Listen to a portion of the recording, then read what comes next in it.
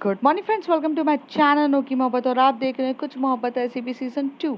Last part में हमने देखा जाता है कि जेसिका ड्रग्स के नशे में खुद माया के साथ इंटीमेट हो जाती है। और जब वो सुबह मॉर्निंग में उठती है तो वो माया पे एलिगेशन लगाने लगती है कि उसने उसके साथ ज़बरदस्ती करी है। और ये बात बताने के लिए वो होटल से निकल कर नंदिता के पास जाती है, लेकिन नंदिता के पास जाकर वो ये देखती है कि अमृता और नंदिता खुद एक रोमांटिक सी डेट या इंटीमेसी करके बैठे हैं, जिसमें वो बहुत गुस्से में होकर अमृता को बहुत ज़्यादा सुना रही रहती है और अमृता पे भी एलिगेशन लगा रही रहती है। और वो बातों बातों में यही कहती है कि माया ने उसका रेप किया है और वो इसके बारे में सबको बता देगी, जिस पे जो अमृता बहुत गुस्से में रहती है और काफ़ी ज़्यादा गुस्से में वो खड़ी होती है। अब उसके आगे अमृता उससे पहले कुछ कहती, वो अपने कपड़े उठाती है और वो वॉशरूम में जाके कपड़े चेंज कर लेती है। तभी जेसिका नंदिता के पास आकर बोलती है, तुझे मैंने बोला था कि तू सतर्कता से रह, तुझे ये सारी हरकतें करने की क्या ज़रूरत थी।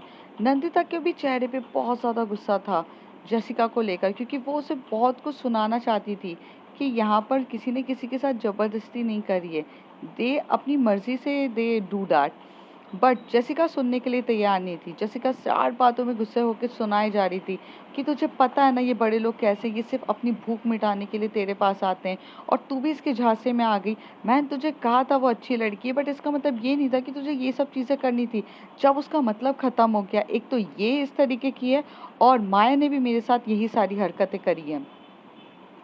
तो अमृता जब वहाँ से निकलती है तो वो नंदिता की तरफ और जेसिका की तरफ देखती है और वो काफ़ी ज़्यादा गुस्से में देख रही रहती है। नंदिता अपनी बेडशीट में कवर रहती है और वो कवर होकर एकदम से भागते हुए जाती है और अमृता के पास जाके खड़े होके बोलती है, सुनो मेरी बात तो सुनो। तो अमृता उसका हाथ हटाती है और उसे कहती है, अभी कुछ नहीं। और ये बोलकर वो वहाँ से निकल जाती है। जैसे ही वो जाती है अपनी स्पीड में वहाँ से अपने ड्राइवर को बोलती कि लेकर चलो मुझे माया के पास। वो होटल में जाते हैं और माया जो रहती है वो थोड़ी सी कंफ्यूज बैठी रहती है। मतलब उसको कुछ समझ में नहीं आता क्या होता है। उसी में अमृता अंदर घुसती है, लॉक करती है रूम और सीधे माया के पास जाके बोलती है, हो गई तसल्ली? कहा था ना, जिस सांप को तुम पालोगी वो तुम्हें ही खाएगा, पर तुम्हें समझ में नहीं आया। तो माया उसकी तरफ देख के बोलती है, अब तुम्हें क्या हो गया है? सबके सब सुबह सुबह मेरे ऊपर भड़क क्यों रहे हो? मैंने कुछ किया भी नहीं है और तुम भड़के जा रही हो। तभी अमृता कहती, तुम्हारा आउट ऑफ माइंड है क्या? तुम वो माया नहीं हो जिस माया को मैं जानती थी, जो अपनी सूझबूझ से काम करती थी, जो बहुत ज़्यादा इंटेलिजेंट थी, उसे पता रहता था कि वो क्या कर रही है और वो अपने टारगेट पे पूरी फोकस रहती थी। ये माया कोई और है। ये बहुत ज़्यादा चेंज हो गई है, या फिर ये बोलूँ कि वो किसी और को जाल में फंसाते फंसाते उसके जाल में फंस गई है। How you intimate with Jessica? तुम्हें पता है कि तुम्हें जेसिका के साथ इंटीमेट नहीं होना था। तभी माया कहती है, सुनो अमृता, मेरी बात को ध्यान से सुनो। अमृता सुनना ही नहीं चाहती। अमृता उसको दूर करके बोलती है, माया, दिल टूटता है ना तो उसका शोर नहीं होता, लेकिन वो सबसे ज़्यादा गहरा होता है। अक्सर दिल टूटने की आवाज़ नहीं आती है, पर जो ज़ख्म होते हैं ना, वो बहुत गहरे होते हैं। जिस ज़ख्म को तुम नहीं फेस कर सकती, उस ज़ख्म में क्यों जाना चाहती हो? क्यों तुम्हें वो सब चीज़ें दोबारा पेन से हैंडल करनी है?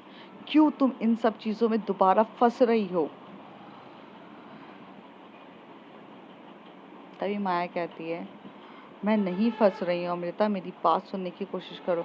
अमृता सुनना नहीं चाहती। अमृता एकदम से माया का पहली बार उसके करीब आके उसका हाथ पकड़ के उसे बोलती है, why you intimate with her? Why you intimate with her? क्या तुमने उसे फोर्सफुली किया या तुमने सिर्फ किया? तभी माया उसे बोलती है, मेरा हाथ छोड़ो, मुझे पेन हो रहा है। पर अमृता छोड़ने के लिए तैयार ही नहीं रहती है। तभी वो माया बोलती है, जेसिका ने अपनी मर्जी से मेरे साथ इंटीमेट हुई है। वो कल ड्रग्स में थी और सिचुएशन इस तरीके से हो गई थी कि वो मेरे ऊपर चढ़े जा रही थी और मैंने उसे बहुत रोकने की कोशिश करी, बट कहीं ना कहीं थोड़ी कमज़ोर पड़ गई थी मैं, और पर मैंने उसके साथ ज़बरदस्ती नहीं करी है। Amrita, you know that who I am Maya Jaiswal. मैं कभी किसी को फोर्स नहीं करती हूँ। तभी वो बोलती है, वाह वाह, वो फोर्स नहीं करती है लेकिन बहक जाती है। मैं जिस माया को जानती थी वो तो बहकने वालों में से थी नहीं, वो तो ये उनमें से थी नहीं। वो अपने टारगेट और अपनी हर एक चीज़ के लिए बहुत फोकस थी। ये कौन सी माया है? तभी वो हाथ छुड़ा के बोलती है, अमृता, तुम भूल रही हो I am a human being. Some time मैं भी कमज़ोर हो जाती हूँ। तो अमृता टर्न होके बोलती, yes you are human being, तुम कमज़ोर होती हो, मुझे समझ में आता है। पर उस लड़की के लिए, tell me the truth, do you love her or do you attracted with her, what you are? तभी माया कहती है, I don't know, I don't have any answer about that, stop asking me this question. तभी अमृता कहती है, वही तेवर वही मिजाज आज फिर तुम्हारे देखने को मिल रहे हैं, जिस चीज़ से मुझे काफ़ी ज़्यादा डर लगता था। तुम्हें महफूज रखने की जिम्मेदारी मेरे सर पर थी। तुमसे प्यार वगैरह इन सब चीज़ों से तुम्हें काफ़ी दूर रखना चाहिए था, और आज फिर तुम उस जंगल में फंस रही हो। तभी माया बोलती है, अमृता ऐसा कुछ भी नहीं है, मैं नहीं फंस रही हूँ। कहती, नो तुम फंस गई हो। एंड बाय द वे, तुम जिस लड़की के लिए इतना ज़्यादा क्रेजी और पागल हो रही हो, वो एक तरीके की एनाकोंडा है जिसे तुम पाल रही थी, और जब वो तुम्हें ही खाने वाली है। शी सेड दैट कि यू रेप्ड हर। तभी माया टर्न होके बोलती, are you crazy? I didn't do anything. Oh then prove it, prove it ना कि यू डिडंट डू दैट। वो चुप बैठने वालों में से नहीं है।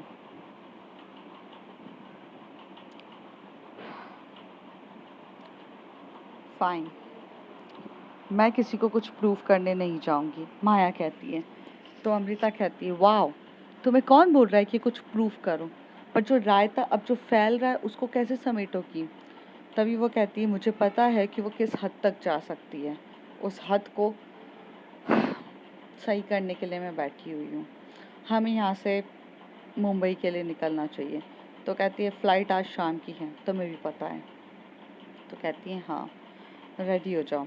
तभी जो माया होती है वो वहाँ से चली जाती है और नहाने के लिए चली जाती है, क्योंकि वो बहुत ज़्यादा फ्रस्ट्रेटेड हो जाती है। वो शावर लेती है।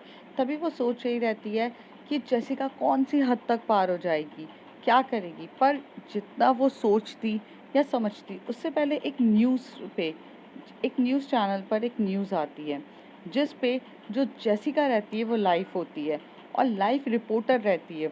वो अयान के थ्रू सारी चीज़ों की सेटिंग करा देती है, और उसके बाद वो लाइव रिपोर्ट पर आकर बोलती है कि माया जायसवाल का नाम तो आपने काफ़ी ज़्यादा सुना ही होगा। एक बहुत बिगेस्ट बिजनेस आइकॉन है, जिसके बारे में सब के सब क्रेजी हैं। सबको लगता है कि वो बहुत बड़ी बिजनेस वूमन है, जिसके कुछ एनजीओस भी हैं और जिसके कुछ हॉस्पिटल्स भी हैं, जो एक ट्रैवल बिजनेस पे बिलीव करती है, जिसकी खुद की होटल्स भी बहुत सारी है। ये सारी बिजनेस का है। लेकिन आप ये नहीं जानते हैं कि ये जो चेहरा है, जो आज तक किसी ने नहीं देखा है, जो मासूम सा चेहरा है या ब्यूटीफुल सा चेहरा, ये क्या है जिसे कोई नहीं जानता है, उसके असली बिजनेस के पीछे वाला बिजनेस और कोई नहीं, एक ड्रग्स डीलिंग का बिजनेस है, जो अपने बड़ी बड़ी जगह जाकर ड्रग्स की डील करती है, जो लोगों को जाकर बताती है। इसकी कुछ फुटेज मेरे पास है, और वो वहाँ पर एक फुटेज बताती है, जिस फुटेज में ड्रग्स डीलर के बारे में ऐसे ही दिखाती है। वो 2 फुटेज बताती है, जिसमें वो जो लेडी रहती है, जो वाइट ड्रेस में रहती है, पूरे मांस वास कवर होती है, वो उस लेडी को वहाँ पर दिखाने के बाद सब जगह ये बोल देती है कि ये माया जायसवाल है, जिसका जीता जागता सबूत है जो ये कर रही है। और ये न्यूज़ बहुत तेज़ी से फैलने लगती है, इतनी तेज़ी से फैलने लगती है। अमृता वो सारी न्यूज़ देखती है। अमृता उतनी देर में नंदिता को कॉल करती है और बोलती है कि what the hell is going on with you guys. तो नंदिता कहती है, आई एम सॉरी, मुझे इस बारे में कुछ भी नहीं पता है।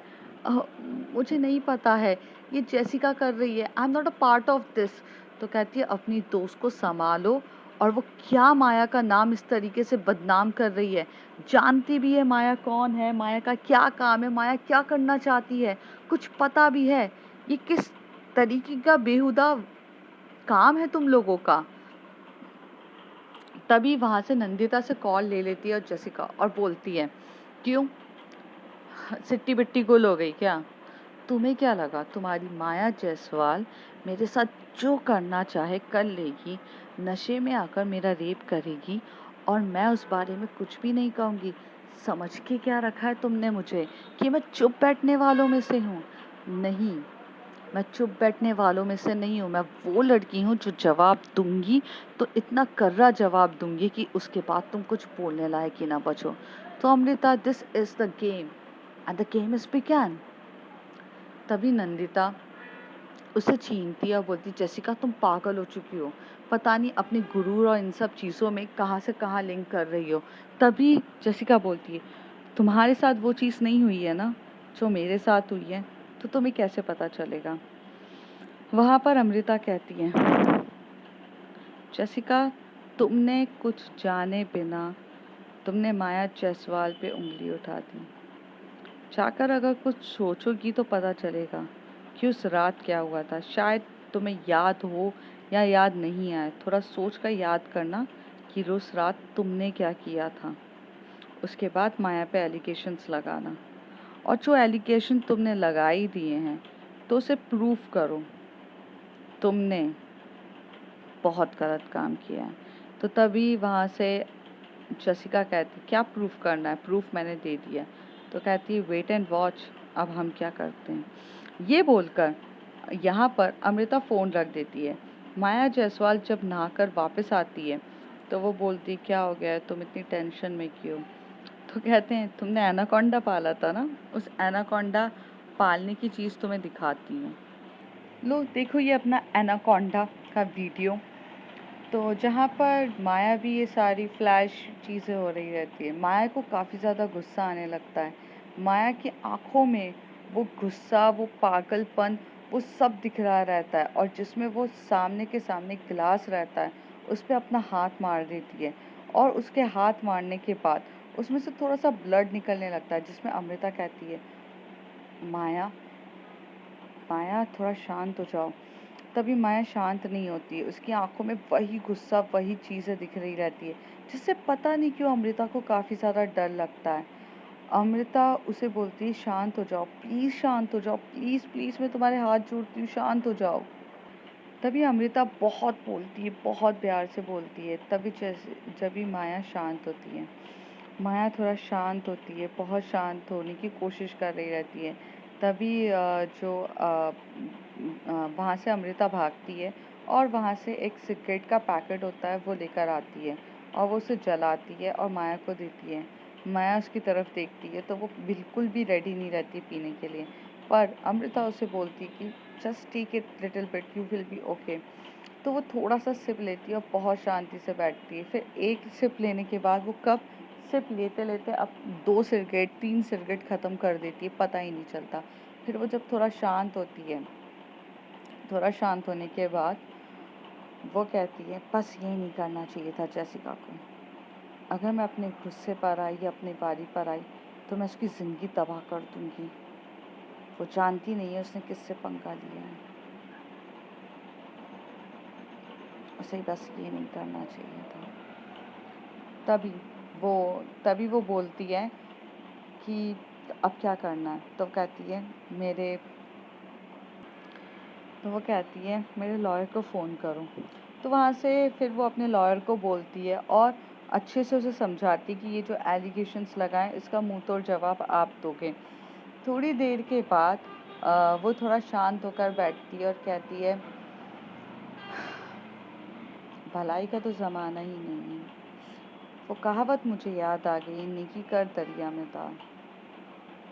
तो कहती है, वही तो बात है। फिर अमृता बहुत ज़्यादा गुस्से में रहती है। तभी माया बोलती है, मेरे और जैसिका के बीच में जो कुछ भी लड़ाई है उससे तुम्हारे और नंदिता के बीच में कोई असर नहीं आना चाहिए। मैं नहीं चाहती हूँ कि तुम उसके साथ कुछ गलत व्यवहार करो, जैसिका का गुस्सा उस पर निकालो। जेसिका अलग है और नंदिता अलग है। उसका गुस्सा उस पर मत उतारो। तो यहाँ से अमृता कहती वाओ वाओ माया वाओ, मेरी दोस्त के साथ कोई इतने बुरे तरीके से बिहेव करे और मैं उसकी दोस्त के साथ बहुत प्यार से बिहेव करूँ, ये कहाँ का इंसाफ है। तभी माया कहती है इंसाफ करने बैठोगे तो हम कभी इंसाफ नहीं कर सकते, क्योंकि हम इंसाफ के देवता नहीं हैं, या हमने इंसाफ करने का के लिए हम वो चीज़ के लिए साबित नहीं हुए हैं। ठीक है, मेरी बात को ज़रा ध्यान से समझो और देखो जो हो रहा है वो हम दोनों के बीच में हम टैकल करेंगे, but you love her and don't destroy love for your friend. बस बहुत खुश नसीब होते हैं लोग जिन्हें मोहब्बत मिलती है, तो ऐसा मत करो। माया तुम कौन हो, तुम्हारी इतनी ज़्यादा वो बेइज्जती कर रही है, फिर भी तुम शांति से क्यों हैंडल कर रही हो। Tell me the truth, you love Jessica. तब माया कहती है I don't know, it's just कि थोड़ा सॉफ्ट कॉर्नर है उसके लिए। पता है क्यों? क्योंकि उसे देखती हूँ ना तो ऐसा लगता है वो भी तो सच्चाई के लिए ही लड़ रही है। एक ऐसी लड़की जिसमें गट्स ही बहुत है, जिसमें करेज बहुत है, जो दुनिया से टकराने के लिए तैयार है, दुनिया का भलाई करने के लिए तैयार है, जो सिर्फ इनडायरेक्टली सोसाइटी का भला ही तो चाहती है। उसकी ये सारी अच्छाइयाँ मुझे उसके करीब लेकर आती है, मुझे उसको पसंद करने पे मजबूर करती है। अमृता, सही है या गलत है मैं इस बारे में कुछ नहीं जानती, बट जो उसने अभी मेरे साथ किया है वो गलत है, क्योंकि मैंने उसका रेप नहीं किया था। और वो वीडियोस जो इसके पास अभी है ये पहले से भी थी, वो इसका इस्तेमाल नहीं करती, बट एक्चुअल में उसने अपने गुस्से को समझने या अपनी इन सब चीज़ों को ओवरकम होने दिया अपने ऊपर, और ये कदम उठा दिया जो गलत किया। दूसरी तरफ हम ये देखते हैं कि जो जेसिका रहती है ये सब करके काफ़ी ज़्यादा खुश होकर बैठी रहती है, पर थोड़ी देर में करीब आधे घंटे के अंदर जेसिका को एक कॉल आता है, और वो उसके बॉस का कॉल आता है, और उसकी बॉस बोलती है जेसिका मैंने तुम्हें कहा था कि माया जायसवाल का इंटरव्यू लेने के लिए, तुमने माया जायसवाल का इंटरव्यू तो नहीं लिया लेकिन उसके ऊपर एलिगेशंस लगा दिए। तभी जेसिका बोलती है इंटरव्यू क्या लेना था, आपने बोला था माया जायसवाल के बारे में पता होना चाहिए। इंटरव्यू में तो वो सिर्फ वही बताएगी ना, अपने आप को अच्छा ही बताएगी, दुनिया की सबसे ब्यूटीफुल गर्ल है, वो बहुत भला भला चाहती है। एक्चुअल में मैंने एक्चुअल रियलिटी बताई, you should be thank to me. तो वो कहती है yes I will thank to you for making my life hell, for making our channel, our business into dangerous. Thank you for that. तभी Jessica बोलती कहना क्या चाहती हैं आप? तो कहती हैं कि तुम्हारी एक एक चीज़ जो तुम प्रूफ भी नहीं कर सकती हो उस पर तुमने एलिगेशंस लगा दिए। ठीक है, उनके लॉयर ने मुझ पे ये एलिगेशंस लगाए हैं कि मैंने उनकी रेपुटेशंस ख़राब करने के लिए किया है, और जो लड़की वहाँ खड़ी है वो प्रूफ करो कि वो एक्चुअल में माया जायसवाल है, माया जायसवाल है कि नहीं, कुछ चीज़ें प्रूफ करो। जब आप वो चीज़ प्रूफ नहीं कर सकते हो तो उन्होंने उनकी रेपुटेशंस ख़राब होने पर जितने भी एलिगेशंस होते हैं सब लगा दिए हैं। अब माया जायसवाल से टक्कर ली है तुमने, वो मेरा करियर तो मेरा डिस्ट्रॉय तो करेंगे, चैनल को 2 मिनट में बंद करवा देंगे। तुम जानती हो तुमने किसके अगेंस्ट किया है। Thank you and right now I am fired you.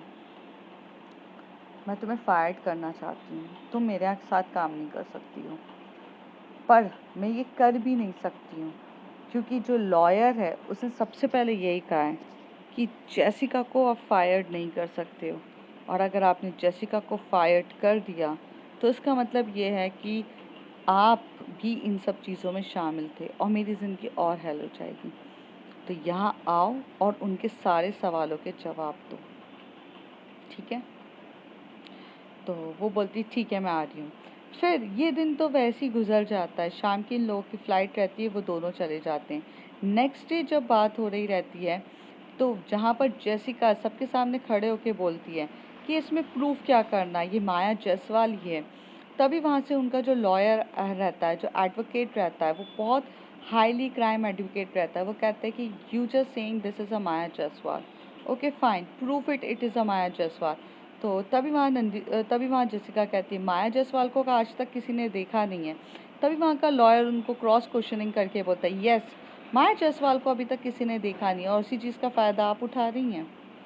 जब माया को किसी ने देखा नहीं है, माया कौन है, माया कैसी है, क्या है, उस चीज़ का फ़ायदा उठाकर अपने ही प्लानिंग एंड प्लॉटिंग में लड़की और इन सब को चीज़ों को भेजकर सब प्लानिंग एंड प्लॉटिंग खुद के हिसाब से करने के बाद किसी भी रैंडम गर्ल को आप माया जायसवाल का नाम दोगे तो नहीं चलेगा।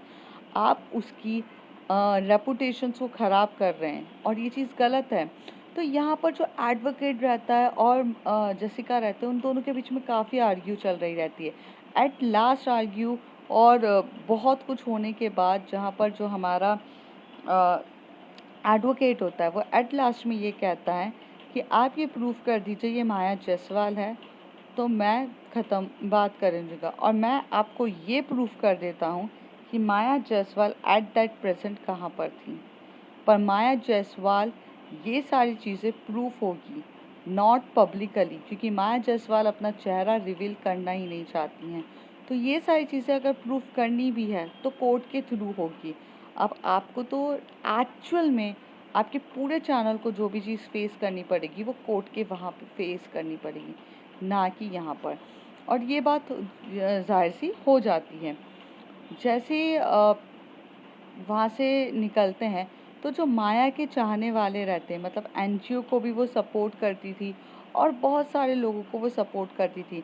वहाँ के लोग पब्लिक में आ जाते हैं, या अब तो ये बोलूँ कि वो लोग तो मार्च स्टार्ट कर देते हैं, वो रैली स्टार्ट कर देते हैं कि माया जायसवाल के ऊपर जितनी भी उंगली उठी है वो फेक है, फेक है।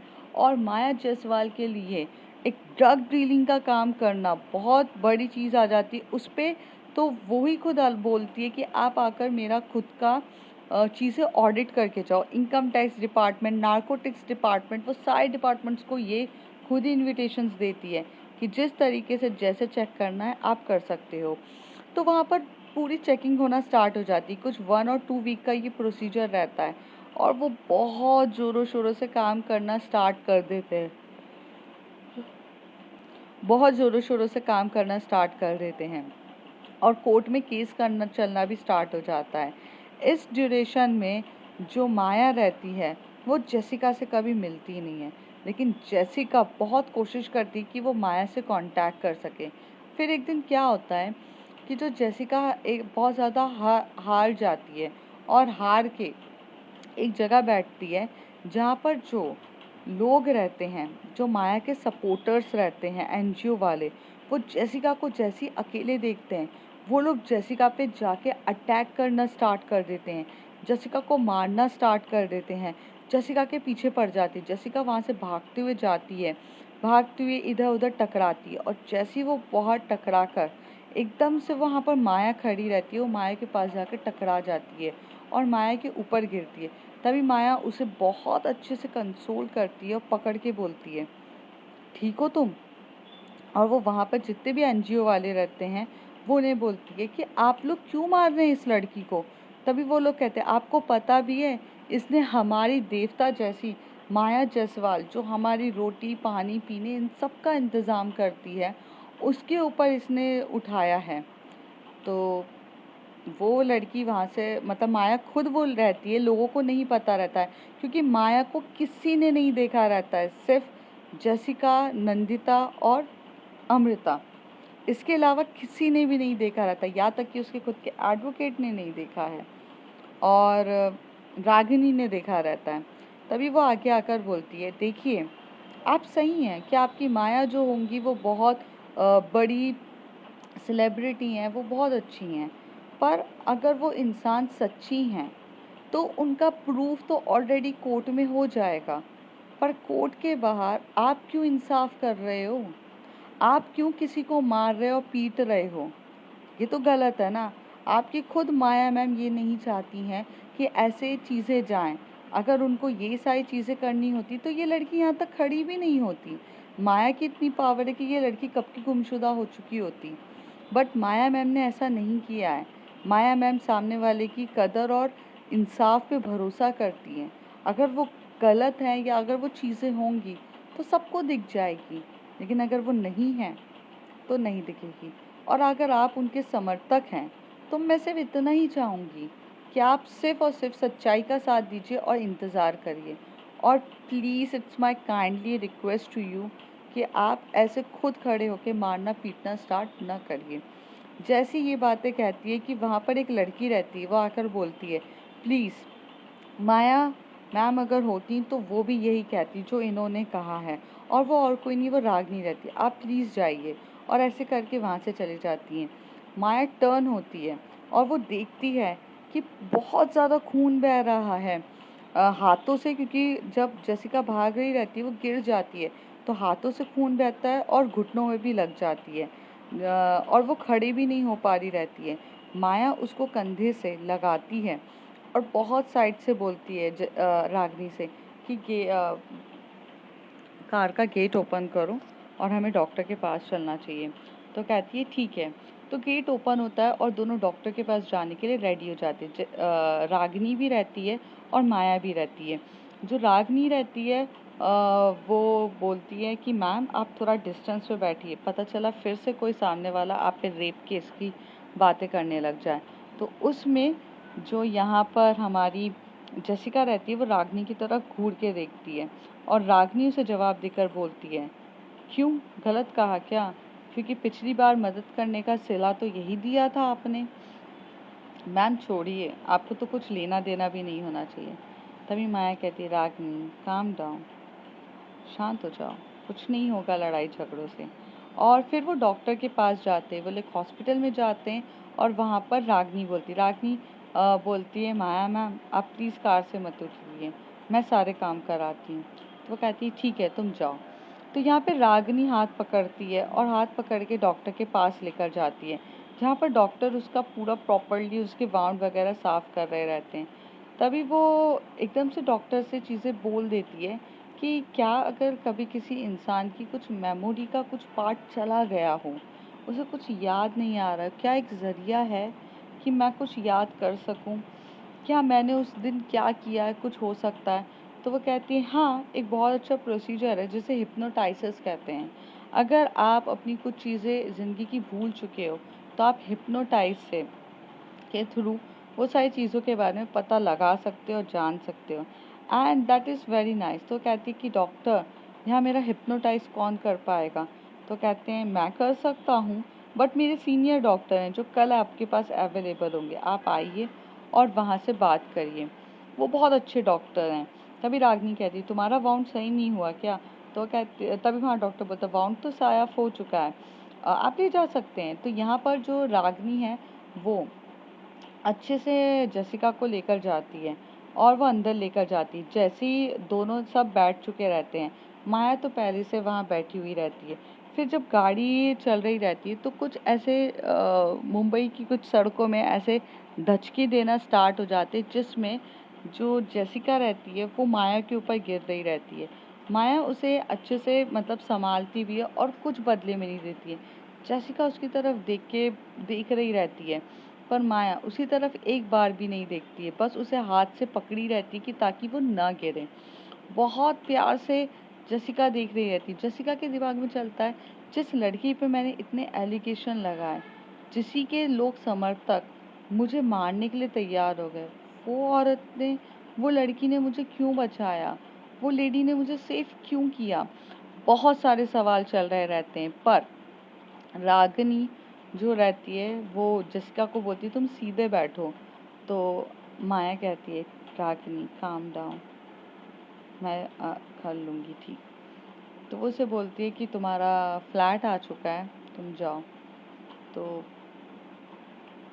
यहाँ पर जो जेसिका रहती है वो कहती है कि मुझे तुमसे कुछ बात करनी है माया। तभी माया कहती है कुछ बात करने के लिए बचा ही नहीं है, तुम जा सकती हो। और ऐसे बोल के वो जाने के लिए बोल देती है। तो अब फ्रेंड्स देखते हैं आगे क्या होता है, कैसे इनकी कहानी जाएगी। क्या जेसिका को रियलाइज होगा कि उसने कितनी बड़ी गलती कर दी है और उसकी इस गलत चीज़ से कितने लोगों को क्या इम्पैक्ट होगा, ये सब उसे पता चलेगा। और अगर ये सब चीज़ें हैं क्या है और कैसे ये सारी चीज़ें सॉल्व होती हैं, हम जानेंगे अगले कुछ एपिसोड्स में। तब तक के लिए बाय बाय।